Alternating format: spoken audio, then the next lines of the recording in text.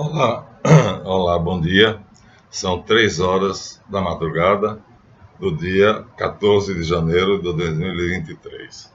Estamos gravando mais um vídeo em continuação à nossa série O Império Mundial, ou simplesmente o Império, e vamos enfocar aqui a questão central, que é como nós chegamos ao que estamos vivendo hoje, uma guerra mundial. Embora, diferentemente da Primeira e da Segunda Guerra Mundial, fosse, vamos dizer assim, não afetasse a América do Sul, esta está nos afetando, chegou aqui, e o palco, o teatro da guerra, da Primeira e da Segunda Guerra Mundial, era Alemanha e Inglaterra, e esses territórios, Itália, né, o eixo, que era o Japão, Hirohito, o imperador, Mussolini na Itália, e o Bigodinho lá na Alemanha. Então, o palco da guerra era a Europa, França, Alemanha e Itália, localizado. Hoje, estamos, então, com a guerra que é planetária. Então, não existe lugar que não esteja em guerra, que não haja guerra. Essa guerra pode ser até velada, como está sendo no Brasil, mas já há uma guerra civil entre as camadas de poder, né? Ou seja, nos grandes escalões, nos altos escalões, existe uma guerra civil, né? Nós vemos nos vídeos, e vídeos confiáveis, como do príncipe de Orleans e Bragança, que é deputado federal, ele declara claramente, como alguns desembargadores declaram claramente. Então, existe uma guerra de informações em que uns se colocam a favor de fulano de tal e Beltrano a favor de cicrano, e então essa guerra de informações na verdade, também jurídica, e nós estamos vivendo, assim, uma guerra civil, ou seja, brasileiros contra brasileiros divididos, né? Essa divisão, né, é produto da Carral hebraica. Finalmente ela chegou ao Brasil, nós somos a bola da vez. Então, se nós não entendermos, por isso que eu estou indo tão longe, né? Fui até Esdras, e é necessário para que vocês saibam como é que um plano foi desenvolvido para chegar até hoje. Vamos então agora agradecer a todos aqueles que se afiliaram ao Colégio dos Magos Caldeus. Temos recebido, graças a Deus, um apoio tanto psicológico quanto, vamos dizer assim, na nossa proposta ideológico. É uma ideologia, não posso negar que de que a verdade tem que ser dita. Mesmo quando, às vezes, quando eu falo o segredo da maçonaria, a minha audiência cai vertiginosamente, o que prova que os meus visualizadores maçons não estão gostando do conteúdo que eu estou postando. Então, aí eu saio da maçonaria, passo a falar sobre esse assunto, aí as visualizações crescem novamente. Ou seja, mas, para mim, estão me deixando, porque meu objetivo não é a monetização. Meu objetivo é a verdade. E aí, comigo, eu tenho alguns, vamos dizer assim, fiéis seguidores da verdade, não meus. Eu apenas sou a voz, né? A voz que clama no deserto. Então, hoje, nós vamos mostrar a vocês, através desse livro, como é que a Carral hebraica, que eu mostrei no capítulo anterior, no vídeo anterior, né? no livro de Bernard Kasper, na página 10, ele diz uma coisa, na página 11 ele diz outra coisa, ou seja, uma das duas versões é mentirosa. Na página 10 ele diz que foi Esdras quem começou o comentário da Bíblia chamado Mishnah. Na página 11 ele diz que a tradição afirma que não foi Esdras, os comentaristas remontam ao tempo de Moisés. Depois ele vai falar que os partidos, os rabinos judaicos se dividiram em relação a tolerar, digamos assim, as outras culturas, enquanto que outros se fecharam, e a divisão vai acontecer até que chegue a unificação.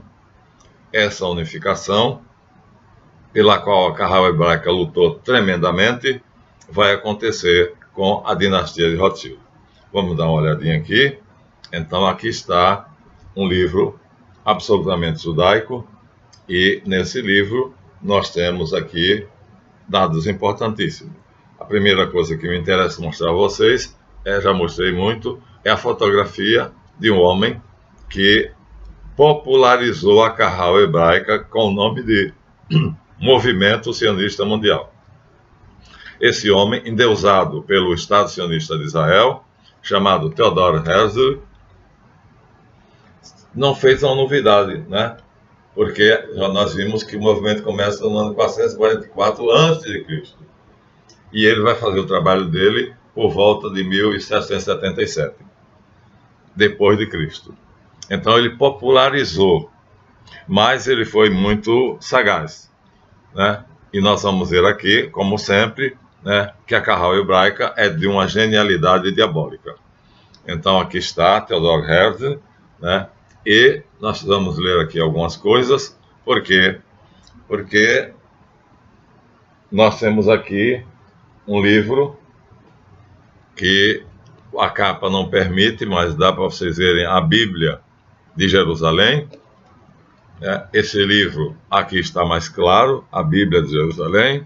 Esse livro traz 4 evangelhos, aqui está mais claro ainda, né? Está disposto em ordem.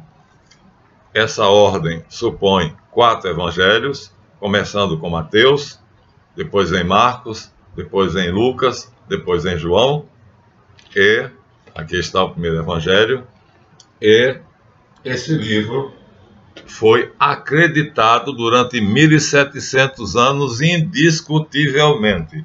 Ouçam bem, o que está escrito aqui, os 4 evangelhos canônicos, o Ato dos Apóstolos, as cartas chamadas católicas e o Apocalipse, as cartas paulinas e as cartas católicas, que não são de Paulo, foi crido durante 1700 anos e, de repente, surgiu um movimento financiado poderosamente nas universidades, chamado Iluminismo, e esse Iluminismo, então, pôs em dúvida a veracidade desse livro. Ou seja, uma verdade crida como tal durante 1700 anos, bruscamente, ela é colocada em dúvida sistematicamente pelas universidades, né, por uma frente acadêmica, inicialmente,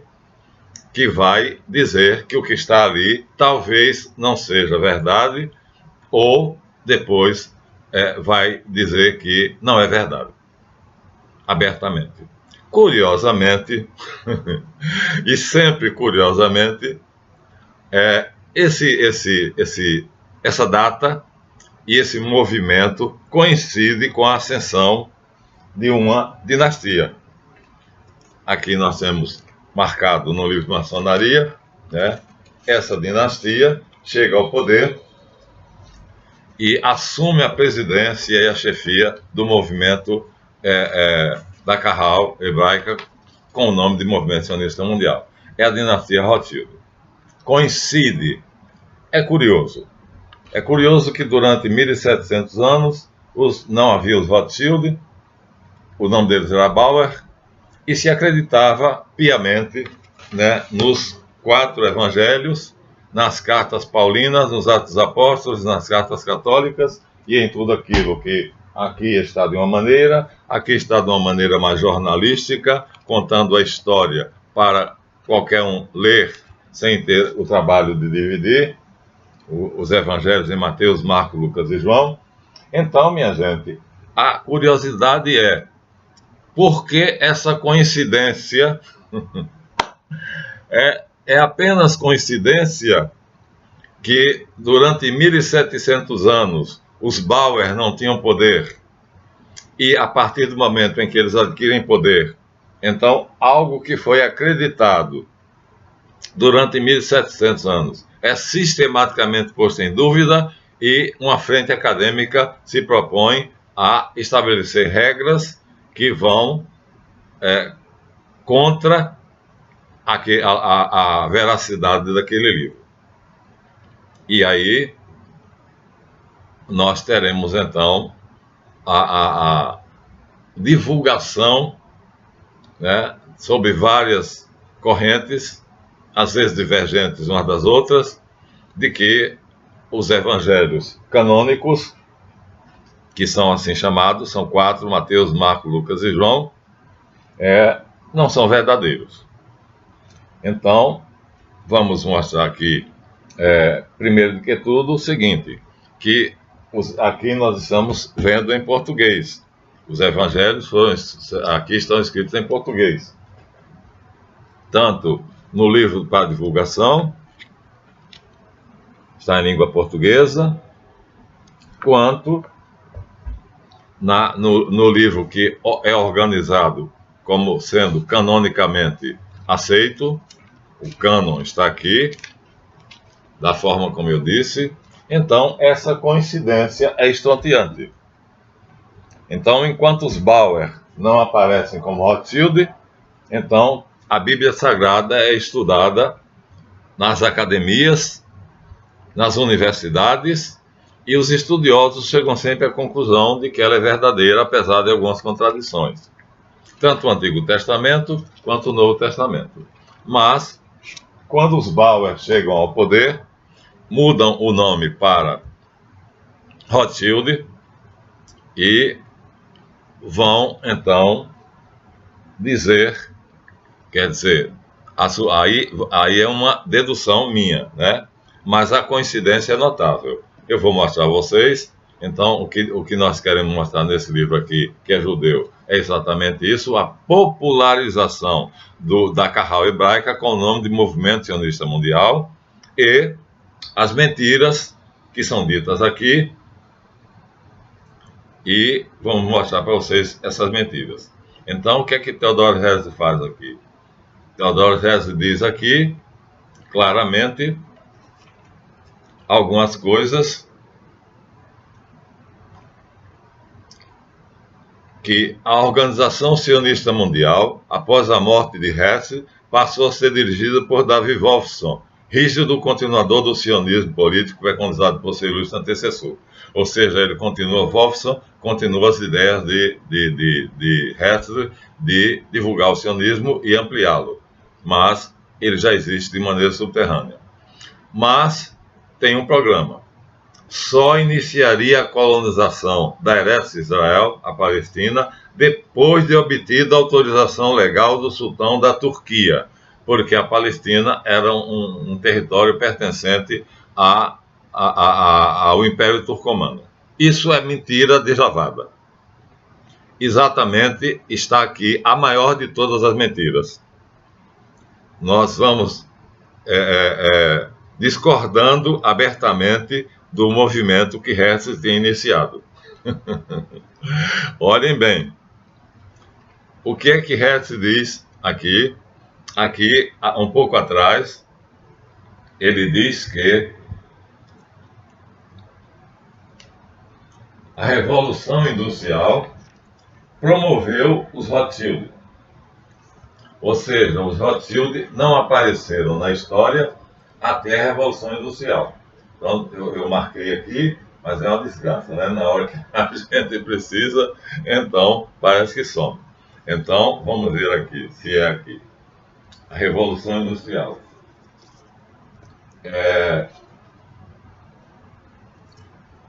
Havia vários banqueiros no mundo. E esses banqueiros, aqui ele dá nominalmente, mas não tinham, vamos dizer assim, muito interesse no movimento sionista mundial. Até que, finalmente, segundo Herzl,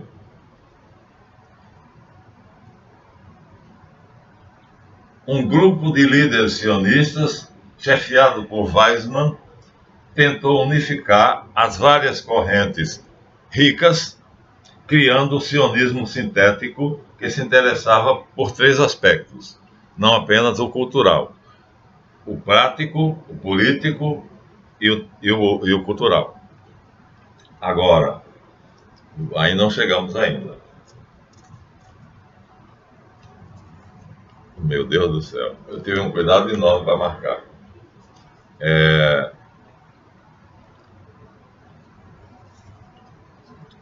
Está dobrado aqui, as duas páginas estão dobradas.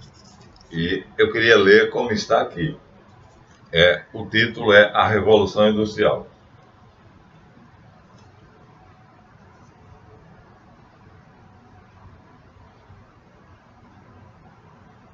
Muito bem. Então vamos ver. Com a sua eleição para presidente da Organização Sionista Mundial e do Comitê Executivo, que ele reconhecia o título de representante oficial, porque o não oficial era o Rothschild, do mundo inteiro, Hess iniciou gestões junto aos chefes de Estado dos principais países da Europa. Ou seja, começou a consultá-los se eles aceitariam que o movimento sionista mundial tomasse a Palestina. Principalmente o sultão da Turquia, de novo aparece, né? Lá diz que Weizmann, contrariamente a Hess, só ocuparia a Palestina com a permissão do sultão da Turquia. Aqui nós encontramos em outro capítulo que Hess também tinha isso, mas lá ele diz que a opinião de Weizmann era contrária à de Hess. Ora, se era contrária, por que está dito aqui que Hess, antes de ocupar a Palestina, trazendo os judeus de todo o mundo, ele consultou chefes de Estado dos principais países europeus e o sultão da Turquia, a quem a Palestina pertencia, porque a Palestina fazia parte do sultanato, né, de Hamid II. E o apoio de todos para o estabelecimento de uma colonização intensiva dos judeus na Palestina com autonomia administrativa e cultural. Hess entrevistou-se, agora está a grande mentira, viu? Ouçam bem, abram os ouvidos, com o sultão da Turquia, que ele propôs vender a Palestina aos judeus por 130 milhões de libras esterlinas. Vou reler. Hess entrevistou-se, então primeiro ele consultou os estados, os grandes, veja como ele tem influência, né? Um simples jornalista que escrevia folhetos de jornal, de repente esse homem está tendo entrevistas com os presidentes, com os reis, com os chefes de Estado de toda a Europa, para saber se eles aceitariam que a Palestina fosse ocupada pelos judeus. E aí, entre eles, ele consulta o sultão Hamid II, a quem a Palestina pertencia, pois ela fazia parte do Império Turcomano. Então, entrevistou-se Hess com o sultão da Turquia, o qual, Hamid II, lhe propôs vender a Palestina aos judeus por 130 milhões de libras esterlinas.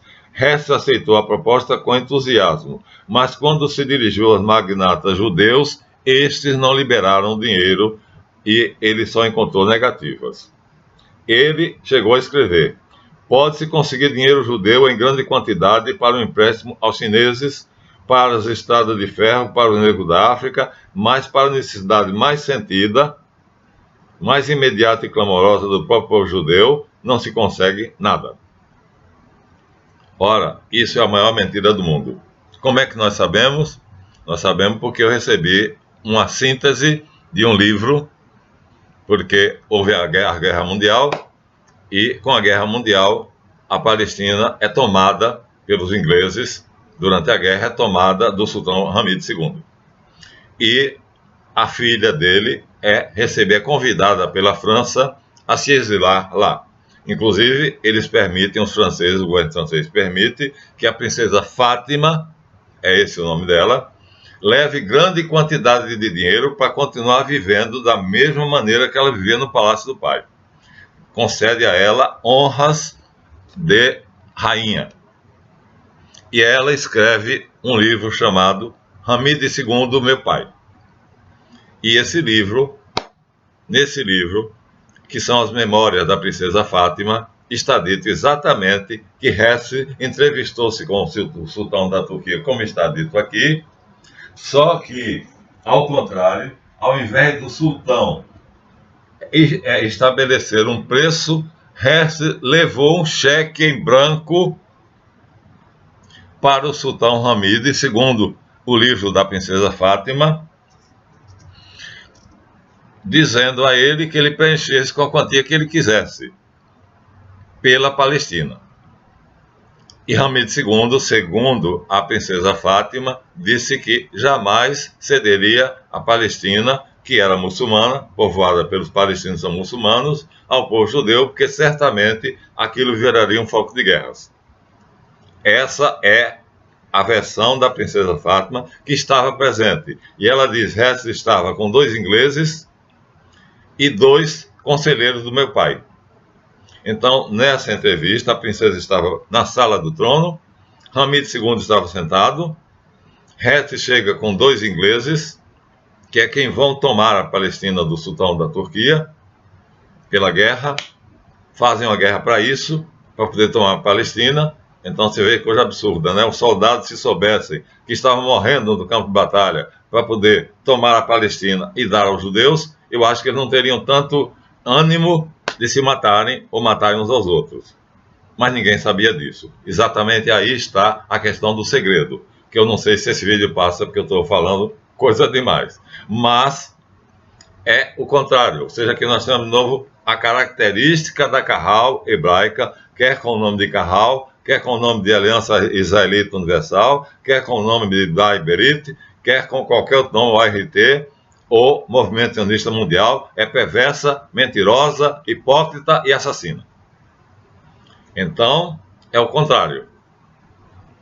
Herzl oferece, e ele tem amigos dentro do palácio do sultão. 2 conselheiros do sultão estão do lado dele, e 2 ingleses estão do lado dele. E o sultão vai negar. E ele chega a dizer ao sultão que acharia justo, segundo a princesa Fátima, exatamente essa quantia. 130 milhões de libras esterlinas. Então, quem estabelece essa quantia é Theodor Herzl, e comprando uma proposta de compra da Palestina, e aí, infelizmente para nós, porque nosso destino mudou exatamente com o não de Hamid II.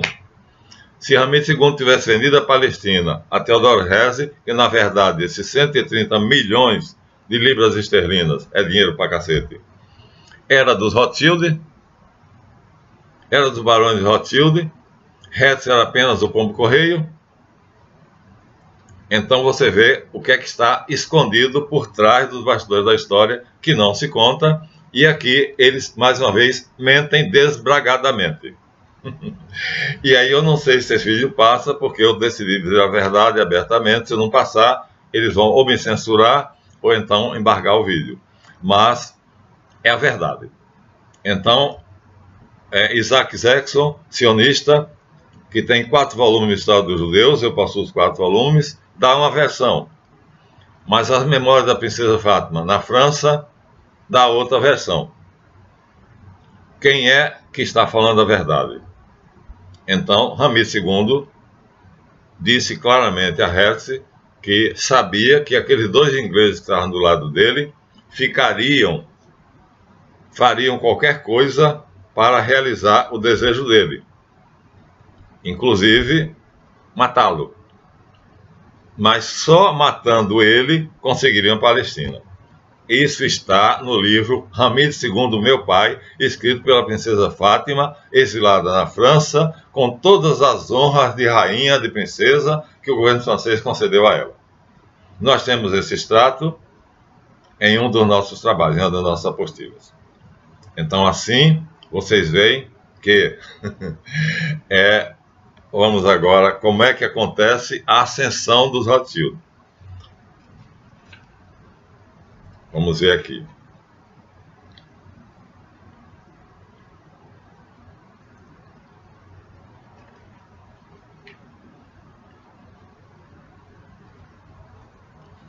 Na Inglaterra. Já vamos ver aqui já eles agindo. Vamos ler na página. O livro não tem páginas. Ah, tá. 56 tem sim. Aqui não é todas, 60. Na verdade, não havia no mundo dinheiro real suficiente para pagar os milhões de libras, francos, marcos, florins, coroas e mais tipos de moeda necessário para custear os milhares de quilômetros de trilhos, vagões, locomotivas, estações para estabelecer a Revolução Industrial. Tudo isso só podia movimentar-se através do crédito, e o crédito era fundamentalmente judaico. Ou seja, ele diz que os governantes do mundo inteiro precisavam de ferrovias, estradas de ferro, fábricas para produzir produtos industriais, mas eles não tinham esse dinheiro, porque seriam milhões de libras esterlinas, que era o dinheiro mais valorizado da época, acho que ainda é, né? Mas esse dinheiro estava na mão dos banqueiros judeus. Meu Deus do céu! Olha, reunindo-se todos os chefes de Estado, os governantes do mundo inteiro, eles não tinham dinheiro para beneficiar os seus países, os trilhões de libras esterlinas que era necessário, mas esse dinheiro estava nos bancos dos banqueiros judeus. Está aqui. Ó, está aqui. Não sou eu que estou dizendo. As casas bancárias mais importantes no início do século XIX foram Seligman, Oppenheimer, Harber, Speyer, Bettman, Warburg, esse nome aqui vai financiar o comunismo da Russo, é ele que vai financiar Lenin, o financiador de Lenin é ele, Einstein, Goldschmidt, etc. Mas em breve a fortuna deles juntos não somava a quantidade que pertencia à casa dos Rothschild. Meu Deus do céu. Gente, vocês têm que ler isso aqui. Aqui ele dá o nome de Seligman, 1, Oppenheimer, 2, Haber, 3, Speyer, 4, Bettman, 5, Warburg, 6, Einstein, 7, Goldschmidt, 8, etc, etc. Ele não coloca aqui, etc, etc, viu? E diz que o dinheiro que eles tinham juntos, que eram os maiores banqueiros da época, e diz acima que os governantes do mundo inteiro, para produzir a Revolução Industrial, precisavam do dinheiro dos judeus, dos bancos judeus, mas em breve, não dá exatamente a data, todos esses 7 banqueiros passaram a ter menos dinheiro do que os banqueiros Rothschild. Como aconteceu isso? Como é que esse homem conseguiu tanto dinheiro? Se nós vamos ler um pouquinho da biografia dele para vocês. Ele era apenas um antiquário, um vendedor de antiguidades. Então ele chega em Frankfurt, num gueto de Frankfurt, e nesse gueto o que ele faz é vender coisas antigas, principalmente moedas. E nós vamos encontrar aqui, agora eles já em ascensão, na Inglaterra, em 1858, foi concedida igualdade política a todos os religiosos, católicos, protestantes e judeus, sendo Davi Solomons e Lionel Rothschild eleitos para a Câmara dos Comuns, ocupando seus cargos, sem serem obrigados a se tornarem cristãos. Aqui eles já estão completamente donos da Inglaterra. Porque antes os judeus eram rejeitados pelos cristãos dentro da sociedade. Para isso foi criada a maçonaria.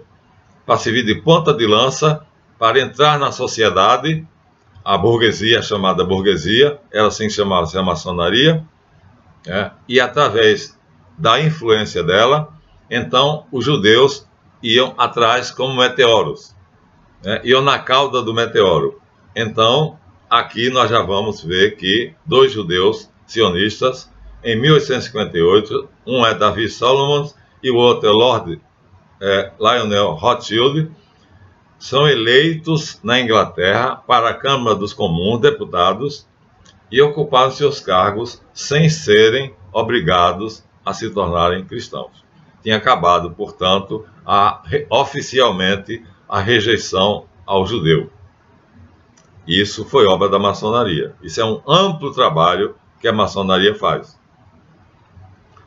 Antes dele, Outro judeu descendente de imigrantes venezianos, Benjamin Disraeli, notável escritor, mas com qualidade de grande político, entendeu que para facilitar sua carreira devia converter-se ao anglicanismo. Então havia judeus que voluntariamente se convertiam ao cristianismo. O anglicanismo é um ramo do cristianismo.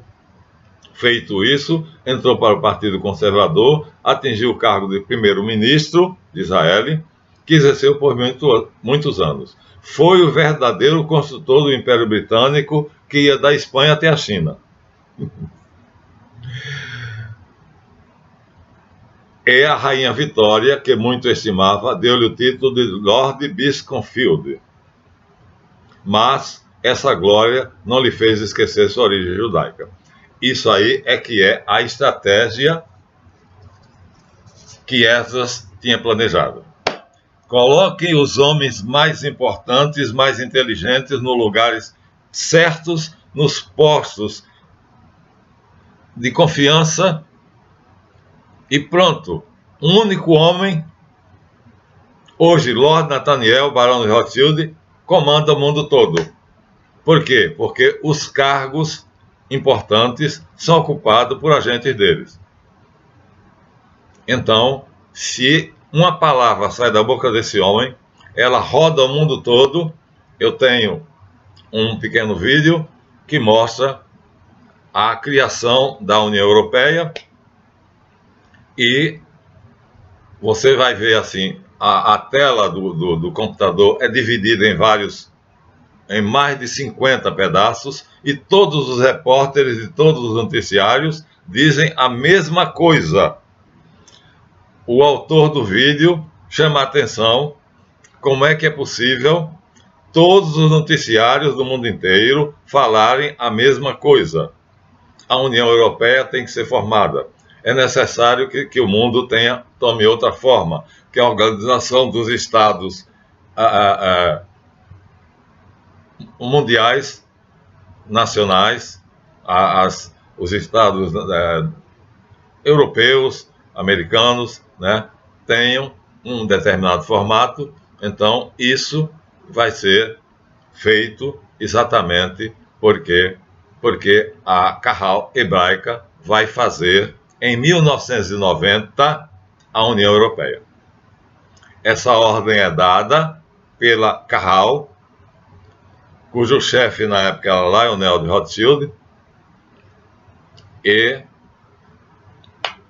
não deu outra coisa. Aconteceu. Inclusive, 3 anos depois, acontece a unificação da moeda. Então, gente, é muito interessante, né, quando você lê a história dos judeus contada pelos judeus, como é que um simples vendedor de antiguidades, isso é a história do planeta Rothschild, que nós vamos selecionar umas partes para mostrar a vocês, como é que ele chega a ultrapassar 7 banqueiros, a sua fortuna chega a ser maior do que os 7 banqueiros mais ricos do mundo. Essa é a pergunta que fica. Né? Como é que, eu já disse aqui, né, o antissemitismo cede e alguns de Israel, por exemplo, que se converteu ao cristianismo, foi voluntária a conversão dele, e foi quem organizou o Império Britânico, indo da Espanha até a China, mas não foi obrigado. Ele se converteu porque quis. Né? Mas antes disso, havia uma rejeição aos judeus, exatamente porque os cristãos sabiam da existência da Kahal hebraica. E não se deixaram enganar. Com o nome de União Israelita Universal, com o nome de Liga das Nações, com o nome de Bnai Berit, com o nome de ORT, com o nome de sei lá o que for, não importa o nome, são os tentáculos de um povo que hoje os tentáculos dele estão abraçando o planeta inteiro, e tudo que está acontecendo é um plano, um planejamento feito por ele. Não vou falar mais do que isso, porque senão o vídeo pode ser censurado. Mas você vê aqui, ó, a mentira, a hipocrisia, né? É impossível que a princesa Fátima esteja falando errado no livro de memórias dela.